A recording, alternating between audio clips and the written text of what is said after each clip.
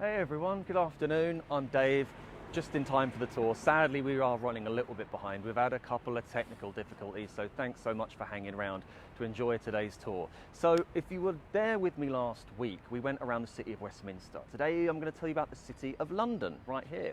Talk about its past, talk about the current situation and how it's really nothing new. So we're starting right here by the Old Lady of Threadneedle Street.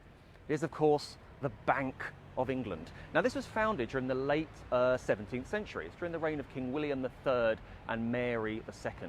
They're some pretty interesting people because they are co-monarchs. When you look at most kings and queens of England and the United Kingdom, they are sole sovereigns. So the Queen's husband, Prince Philip, is not a king, he's a consort. That's why William III and Mary II are quite different. This is founded during their reign for one main reason: war against France. Something else which is enormously common if you look back through Britain's history.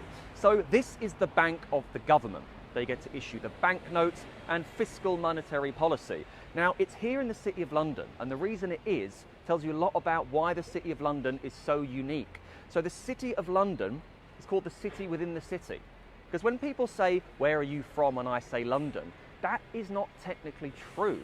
In a way, London doesn't really exist. You have Greater London, which is a ceremonial county, the City of Westminster and the City of London. They are separate. This has been a law unto itself for over 1,000 years.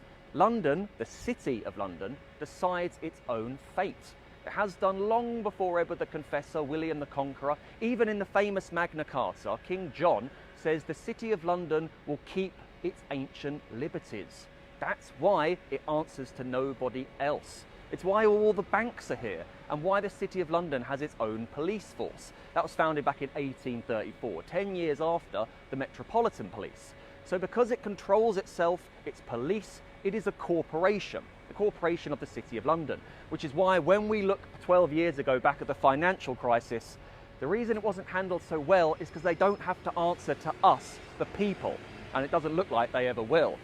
Us Londoners say that accountability shouldn't lie in the hands of accountants. So that's a little bit about why the City of London is so unique and so special, because it answers to itself. It has its own mayor as well. Over here, this is the Royal Exchange. Now, this was originally built back in the 16th century. This is the third version of it, finished in 1844. It's not enormously interesting now because inside there's just cafes and restaurants and shops. But what is pretty cool, if you follow me over here to the steps, this is where in the City of London, royal proclamations are made. So, also, I should tell you now, it is treason to even think that Her Majesty the Queen might not be with us at some point in the future. So don't think it, she'll live forever. But when that day sadly does come, these steps are where the proclamation will be made, right up here. The Queen is dead, long live the treason. Don't take me off to jail. So that's where it happened. This is where Edward VII was proclaimed following the death of Queen Victoria back in 1901. Now we're going to walk in through some of the narrow streets and alleys of the City of London now. As you'll think this is a Sunday, not going to be a huge amount going on, is there? I'm just going to cross the road here. So looking forward to doing this tour. It's been a week, I can't wait to see you again. Some of you were so incredibly kind and generous on last Sunday's tour.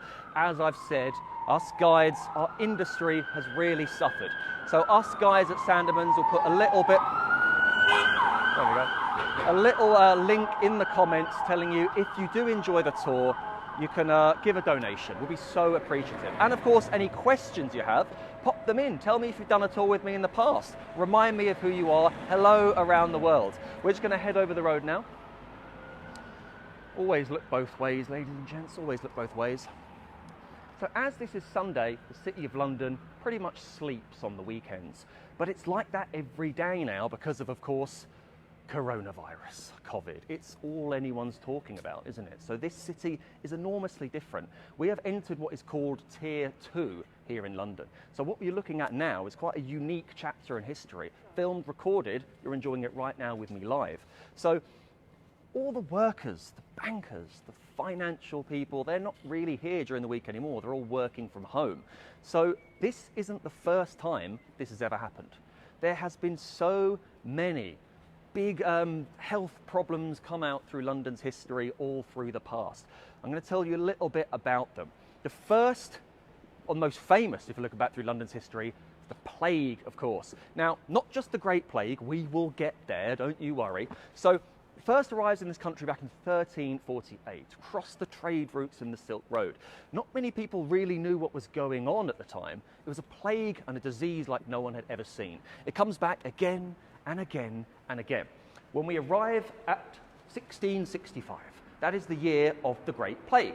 Not because it's the worst plague, it's just the most recent of all the plagues we've had. Now, in that year, you might think back in the 17th, 16th, 15th centuries, everyone was just running around like headless chickens, just putting their arms up to God to deliver them from the next plague that had turned up. That's not true. They were a lot more on the ball about health, plagues and sickness than we like to think they were. When we're worried about what's going on, we can check the coronavirus numbers in our borough, city or country. They had the exact same thing. Back in the 1660s, it was called the Bill of Mortalities. All the parishes in London would be duty bound to tell the authorities how many people had died in their parish and what they died of. You had to do this. And some of the causes of death range from the very tragic to the hilariously strange and vague. A number of people would die every week from a stopping of the stomach. I don't even know what that means. So one thing people would always keep their eye on is the plague. Because people talk about the famous outbreaks, but some years you'd have 2, maybe 3 people die of the plague. Everyone goes indoors, washes their hands, keeps the windows closed. You hope it doesn't come back.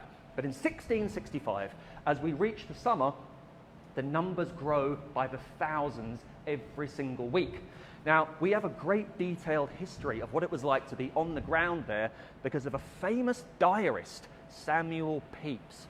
Now, probably the most famous diarist of all history, with exception of Anne Frank, of course. So he was born back in the 17th century, and he lived through the Great Plague and the Great Fire of London. Now, he was actually just an administrator for the Navy, but it's not his job that made it interesting. It's how he recorded his life, the goings-on, what he saw. He reported with great horror, worse and worse. They didn't really know at the time what was causing it. Many people thought it was something called miasma. Now, miasma is bad air. A very kind of medieval way of looking at sickness. If you feel unwell, it must just be something in the air. It's not true, is it? The plague, be bubonic or pneumonic, is fleas. Where do fleas like to live? They like to live on rats. There were lots of them back in old medieval and middle-age London. Look at all of the small alleyways we see around the city. All these cramped spaces, the thousands and thousands of people who lived there in close proximity. It is an absolute breeding ground for the plague, especially if the summers are very hot. That's one thing that's a little bit different about what we're going through and the plague. Ours got better in the summer and will get worse in the winter. The plague, it's the other way around. So they figured out eventually where they know what caused the plague. It was the fleas. So after that, they were able to tackle the problem, separate people, and the plague actually cleared up. Now, what really helped make the plague never come back was what happened the following year in 1666. Something, of course, our friend Samuel Pepys documented just as well as the plague. Although, if you read Samuel Pepys' diary, which I urge you do, he also has a Twitter account. He's not doing it, obviously, someone just tweeting what he was saying every day. He was not the most dignified man, shall we say. He goes into some rather ungentlemanly detail about his visits to the ladies of the night over in East London. Samuel should have been better than that. So, if we look up here, you'll see in the distance something slightly more modern, isn't it? So, what's quite strange about the City of London is that we have such an enormous amount of modern skyscrapers. When you look at a lot of cities, old city in the centre, that's the old medieval one. It's Roman, it's all brick. In our City of London, the heart of our city, these are absolutely dominating the sky these days. Now, why are they so strange looking? If you ever looked around the City of London, they're not just up and down skyscrapers like they are in Manhattan. They're always curved, a little bit strange to look at, aren't they? They always have strange names as well. This building is called 20 Fenchurch Street, because that's exactly where it is. That's boring. Us Londoners don't want to call it that. We call it the Walkie-Talkie. That's exactly what it looks like. And as you look with the convex way that the glass is designed, it bends the light, which is why it actually started melting cars when it was first put there a few years ago. People joked that London has become so difficult to live in that its buildings are trying to kill its own people. That's a little bit of an exaggeration, but it's funny nonetheless. So I'll tell you a little bit about why that looks like that shortly. So, we follow the Great Plague into the Great Fire of London. Happens right here in the city. Now, following on from the plague, you might be thinking, will the powers that be just leave London alone? Not going to happen, not by a long shot. So in 1666, average summer temperatures throughout the days are around 35 degrees. For those that work in Fahrenheit, it's really hot. It's very dry as well. Population back then, absolutely enormous. There's only around 7,000 people actually living in the City of London these days. There's far more corporations, banks than people. Most of them live in the parishes outside it, within and without. That's my favourite pieces in London. These are the old pillar boxes or phone boxes. Now, they are a great way of seeing how things have changed in London. So if we look at this, when do we think this was put here? It gives us a pretty good clue. It's called a Royal Cipher or Imperial Cipher, right here. We see a very nice stylized V and an R. That is Victoria Regina. Regina is of course Latin for Queen. So we know that this beauty was put here back during the reign of Queen Victoria. We're going to see a few more of these as we go along. So I'll give you a little quiz about when you think they were put there. Oh. Over here, everyone in London calls that the Cheese-grater, and I think you know why. It's actually called the Leadenhall building, but that's just a little bit too boring, isn't it? So the reason these come about is because of sight lines. Sight lines were a way in the 1930s of London trying to protect its historic views. So back in 1929, a skyscraper called the Unilever building, it was only a few stories high, it really wasn't that tall, was erected on the River Thames, and it started a discussion here in London. We need to protect the views of our great buildings. These buildings are the Tower of London, St. Paul's Cathedral, and Parliament, as in the Palace of Westminster. Ooh, just going to get ready to cross the road here, ladies and gents. Do look both ways with me. So, these buildings and their views must be protected. These views are all the way from outside the City of London. We're talking about Greenwich Park, Blackheath down in the southeast, all the way over to Henry VIII's Mound in Richmond Park. From these places around London, and Primrose Hill and Parliament Hill of course, you must be able to see the dome of St. Paul's without an obstructed view. This is why, if you are building an enormous skyscraper in the City of London and it obstructs in any way that view, it has to move out of the way, which is exactly why the Cheese-grater is like that, because you can't get in the way of the dome of St. Paul's, and nor should you. Oh. If no one's ever been to London before and you want to pick up a new pair of boots, you can't buy boots in Boots. Yeah, just one of the many ways our city confuses our guests. So, there we are. Now, the reason why there's so many modern tall buildings in London is because of the war. We'll get to that later. So much of the Blitz destroyed the ancient buildings that they decided to make more space for taller buildings. Not all Londoners like it. But of course, almost all of the city, around 4/5, burnt down back during the Great Fire of London, of course. Pick up back in that year, 1666. Now, how did it start?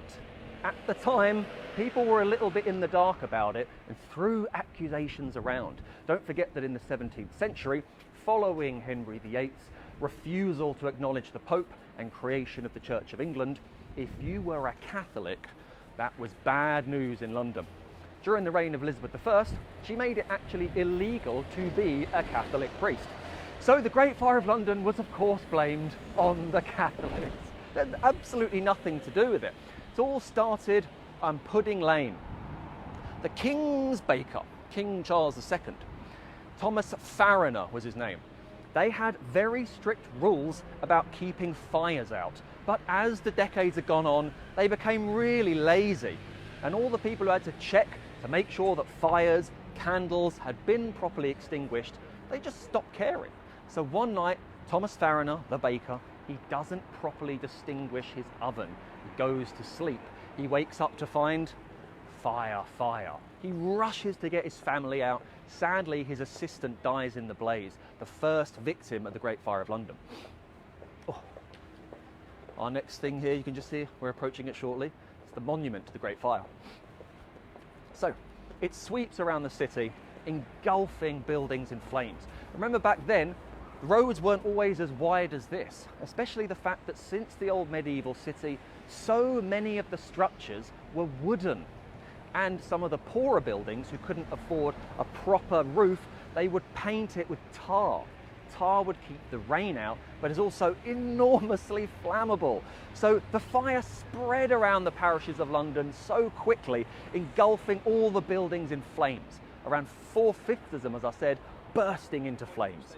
Combine that with how dry the summer had been, combine that too with a strong easterly wind engulfing the city. It raged for 4 days till it could finally be taken under control.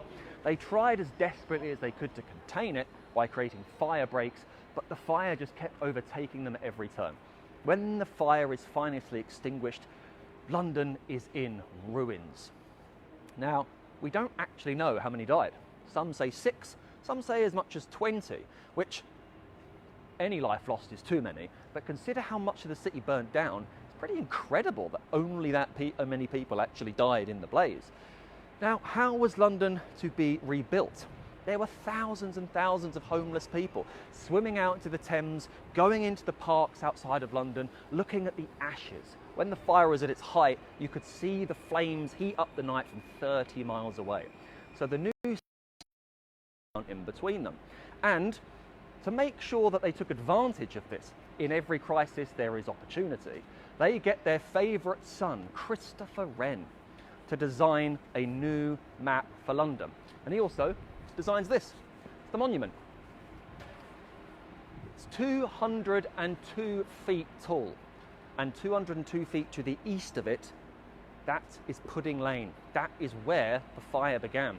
Here, in glorious carved Latin, is the story of the fire. Now, if you come a little closer, you can see at the bottom, something has been chiselled out, hasn't it? What's happened there? This is because at the very bottom of the monument, it once did read, "Popish frenzy, which wrought such horrors not yet quenched." A very, very anti-Catholic addition to the monument. So in 1830, as you can see, it was chiselled out because Catholicism had nothing to do with the fire. Now, you can go up this monument as well, all the way up to the top, and when you do so, you get a certificate of achievement, which is a little unusual, I'm not going to lie, but pretty cool as well. Like many things in London's past, this once towered above the buildings around it, but now it seems very small in comparison to the new glass structures that surround our city.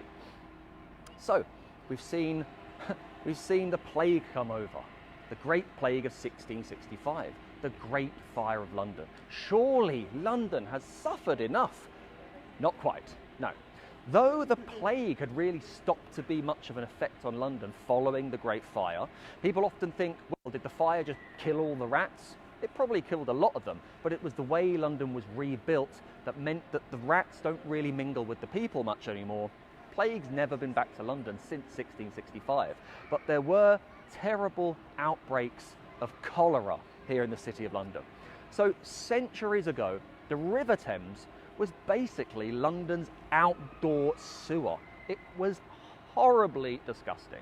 Everything, all the waste, food, the deceased, anything that humans might get up to in a bathroom is going to end up in the River Thames. So they decided, we need to do something about this. But Parliament didn't want to spend the money on a modern sewer. They thought it's too expensive, there's too much work. They kept putting it off and putting it off and putting it off. Even at the time, over in Soho, there was a man called Dr. John Snow. Not that Jon Snow, he did know something. So he realised that these cholera outbreaks weren't spread by miasma, as in bad air, they were spread by bad water. But there wasn't an enormous amount of evidence for this, and no one really wanted to believe him, because they didn't want to change anything about London. Eventually, the cholera gets worse and worse and worse, because the water is just so dirty, isn't it? So, in 1858, it's known as the Great Stink. In that year, temperatures soar. It's a gloriously warm summer. However, all that sun beating down onto the sewer of the River Thames makes all of London feel sick. In Parliament, which of course is right next to the River Thames, they are smelling it worse and worse every day. And the politicians decide, now that it's affecting us, it's time to do something about it. I'll leave you to think of that what you will. So they decide to bring in Sir Joseph Bazalgette. He was a genius engineer at the time and put forward the idea of a mass sewer network of hundreds of miles underneath the city's surface. Eventually, he is given the go-ahead to do this because London's had enough of the stink. Originally, it is to cost £3 million. That rises to £6 million, but it's money well spent. Eventually, cholera ceases to be a problem around the city. We have him to thank for that. And if you look around London, you'll often see these very strange looking structures by big open beds of water that look like churches. They are pump houses. They are the legacy of our 19th century first modern sewer. Finally, something they did right back then. So, the cholera's gone, the plague is gone, the fire has happened and London's been rebuilt. Surely the 20th century will give some nice, calm, relaxing times to London. Not if the Second World War has anything to do with it. So, in the Second World War, a year after war is declared on Nazi Germany, the Battle of Britain commences. See, after the Nazis capture France and the Lowlands, Denmark as well, Britain is to be the next site of the battle. There's a lovely lane up here. I think you'll love. Let's head up here. This is just a little bit more old-fashioned than the main road over here, isn't it? So the Blitz, raining down over London, happens around a year. It's known as the Battle of Britain. It was really worse in the summer of 1940, though. Remember, Britain is an island, so you're not going to conquer Britain unless you can get soldiers here. You can't do that unless you cross the Channel. That's exactly what stopped Napoleon from doing so over a century beforehand. So Hitler knows he's not going to be able to get the Nazi army here unless he has control of the skies. That is the Battle of Britain. Originally, it was strategic, coordinated attacks on RAF bases, which threatened to cripple the RAF's ability to wage war in the sky. But the RAF had two massive advantages against the Luftwaffe. One of them, Hitler knew nothing about. Radar. Radar allowed the RAF to know exactly from which direction and how many of the planes were coming across from occupied France to bomb the south and London. The other advantage is a more obvious one. The Battle of Britain took place above Britain. So all the downed planes, if it was an RAF plane, they'd patch it up, send it back into the sky.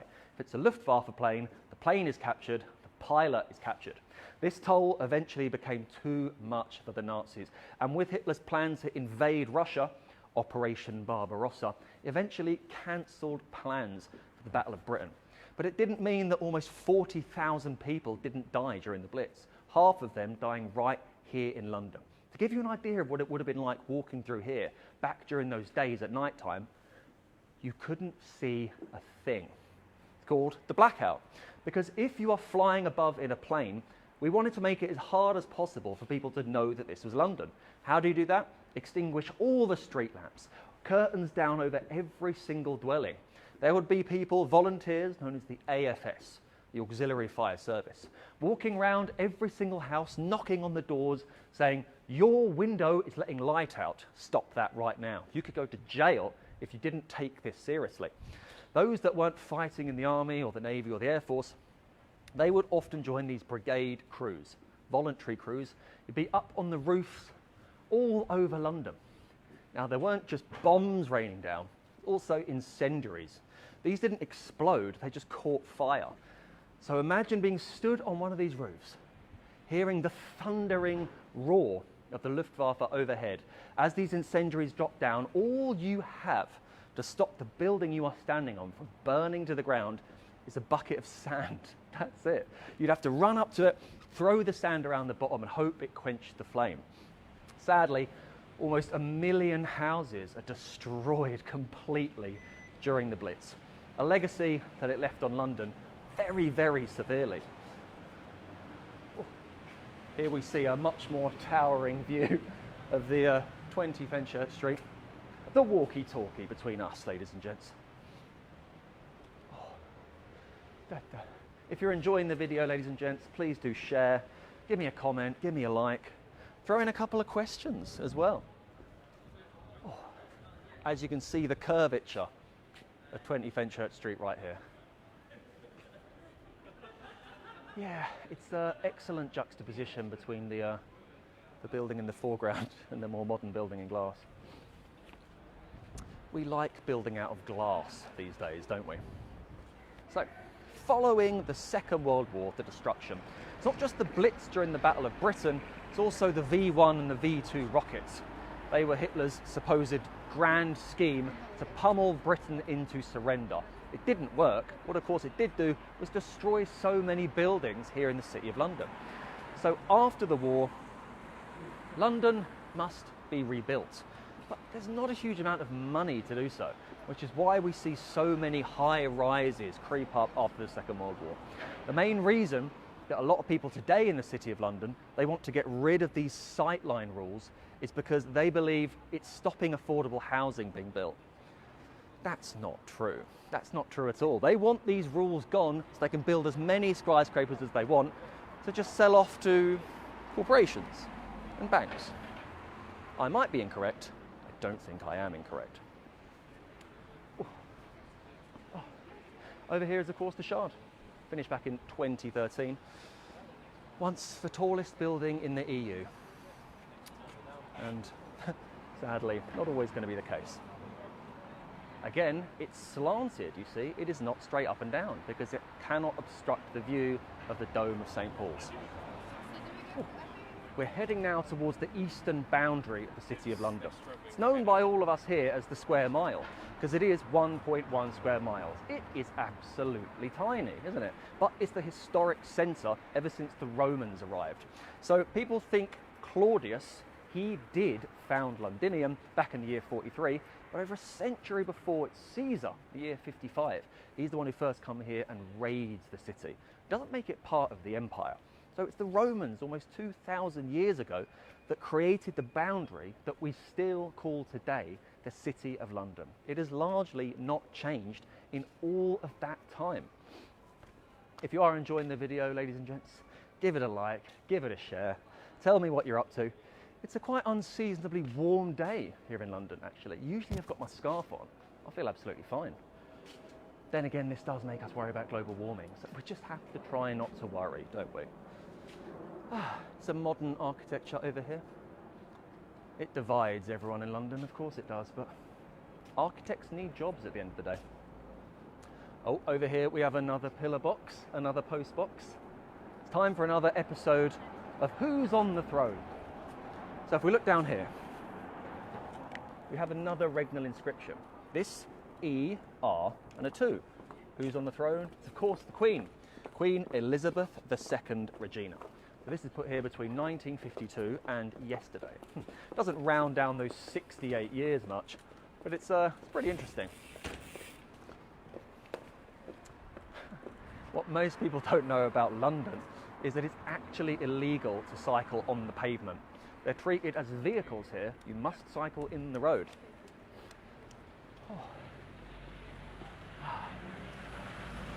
Excellent. We're just going to quickly nip down here. There's something I really want you to see. One of my favourite churches in all of London. It is called St. Dunstan's in the East, but it is known by most Londoners as that church where everyone has picnics and takes photos and stuff. But that name's a little too long, isn't it?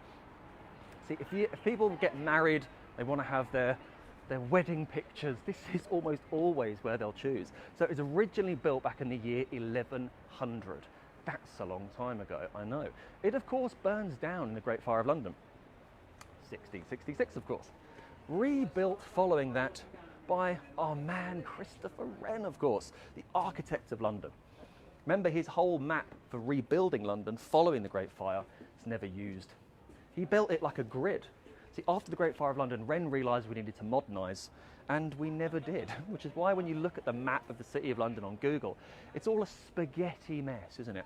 But this was, of course, destroyed in another one of our topics today, the Blitz.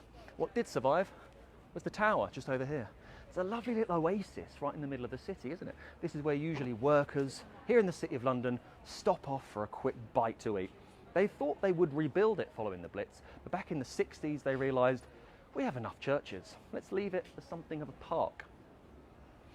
Well worth seeing. If you come to London, St Dunstan's excellent place to have a little picnic. Got to try and keep our social distance.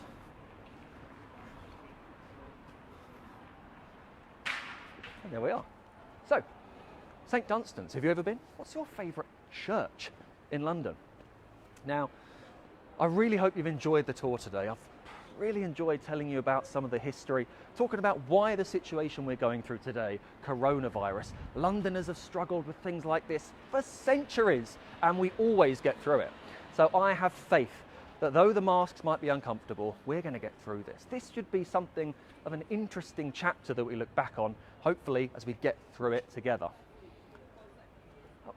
Just going to turn this corner here, show you one of my favourite churches. Look at this. That is All Hallows Tower, originally built back by the Anglo-Saxons. That tower survived the Great Fire of London. It was from that tower that Samuel Pepys, the diarist I told you about, that is where he viewed the fire itself. Now, sadly, some of it was, of course, bombed in the Second World War, but that tower survived. It's London's oldest church. And in the crypt beneath the church, that's a Roman pavement, over 2,000 years old. So I'm going to finish here now and say I really enjoyed the tour. If you really did enjoy it as well, get in touch, tell me what you liked. Hopefully I'll be back doing another one of these tours of London really soon. If you did enjoy the tour, please share the video, like the video, if you are able to. We would be so grateful for a kind donation. It means that we can keep doing what we love and what we do best. I've really enjoyed taking you around London today, and this is Dave, signing out. See you next time.